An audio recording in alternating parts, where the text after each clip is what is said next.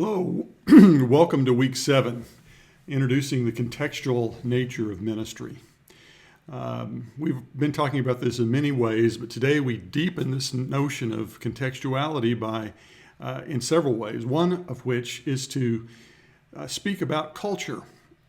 Sometimes when we think about culture, we think about it in negative ways, how the culture negatively impacts the church or our lives. But I think it's also important to note that culture has a positive role in our lives as well, that we often don't reflect on. And really deeper than that is the reality that culture simply is. It is a part of the reality of human life, of social life. And so the piece by Van Hooser that you'll be reading this week introduces categories and ways of thinking about culture to help us be a little more aware of that. One of my pet peeves is for us as Christian people to actually ask, in what ways are we intentionally cultivating a kind of culture that forms people more deeply into people of faith. But anyway, the Van Hooser piece will be useful to set the context for our conversations this week and beyond, thinking about the ways in which culture shapes us. Part of the aspects of ministry is paying attention to culture and to context. And so this week, one of two exercises are posted here. They're called observation exercises. They're simple attempts to pay attention to context, to attend a worship service and watch and see, observe and reflect on what's going on. You'll see that assignment here, and there'll be another one in a couple of weeks. And I'm asking you to read the work by Tim Sensing that's in the Canvas modules to help you think about what it means to listen closely or pay attention to context. A big word for this is ethnographic, to be ethnographers, to pay attention closely to context over a period of time and dispassionately, as objectively as we can, observe what's going on. So we'll be practicing some of that with these two observation exercises.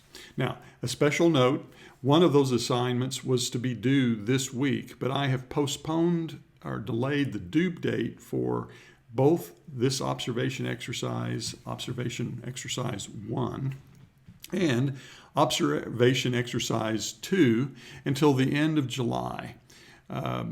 Because of the pandemic, it may not be possible for you to attend a worship service and to do this exercise fully. But hopefully, by the time we get to the end of July, you'll have some opportunity to attend a worship service. That could be your own church context.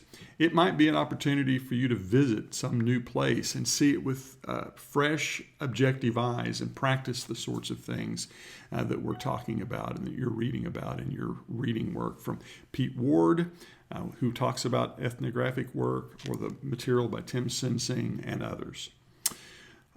Okay, one other thing that I need to mention, and that is preparing for and writing and developing an annotated bibliography. Now, next week is, I believe, a week off. It's a week with no formal assignments, but it's an opportunity for you to get a head start on developing this annotated bibliography. What do I mean by that? Well, in a few weeks, as you come to the end of the term, you'll be developing and writing a case brief for the case study of our course. That case brief will require you to utilize 10 or 12 or more outside scholarly sources to make the case for how the case brief might be resolved, or the issues that the case study offers. How would you propose to resolve those? You've already been reflecting about the case study. You've developed some idea of the kinds of social and relational dimensions that are involved in the case. You've begun to identify theological dimensions. So this annotated bibliography is a time for you to go to the library, virtually or physically, and do some research. what kinds of good scholarly articles will help you develop your argument to offer a good case for the kinds of solution and hopefulness that you're hoping for within the case.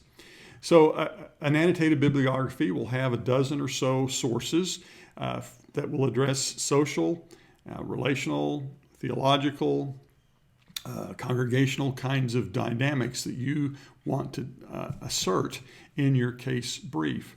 Those sources will be from recent scholarly books. When I recent, I mean in the last 20 or 30 years. Sometimes students will find an old commentary from the 1800s and cite that commentary. Let's not do that. Scholarship has moved far beyond the late 1800s. And scholarly journal articles from the last 20 years or so. Sometimes that might be a little older if you've got some specific thing that someone addressed many years ago. But utilizing peer-reviewed scholarly articles and commentaries and other theological sources that will help you make the case for what you're trying to argue for in the case brief. All right, if you've got any questions, please give me a shout. Thanks.